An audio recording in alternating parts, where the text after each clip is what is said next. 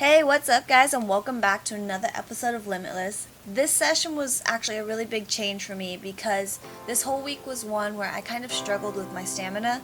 So right off the bat, to get 26 Hop the World's first try was a pretty great way to start the session. After that, I moved into some basics. I did only manage to get about 15 in this combo, which was a little bit disappointing because I did want more, but to start the session off, it was pretty good.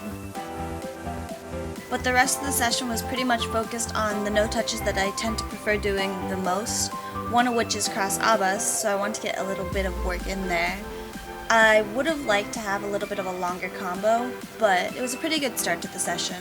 So after that combo, I did move on to a little bit more complicated combos, and this one I was happy with, mostly because of how easy it felt. I haven't done this combination in a while with that no touch, so I was really happy with how it came out. I did end up doing it again later on, but with an alt Mitch instead of a cross in the beginning.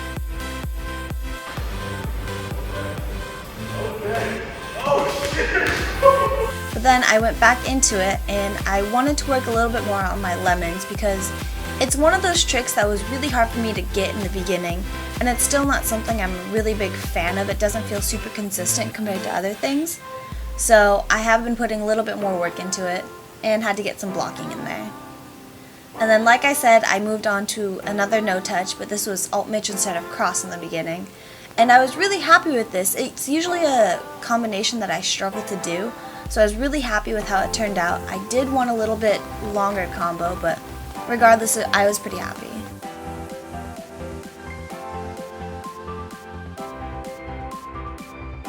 And this is the combo that I managed to get stuck on doing. I actually spent all of the last 2 days, I think, training just polytrick centered things. So I did my polytrick no touch that I posted on Instagram, and this combo I actually posted on my Instagram story.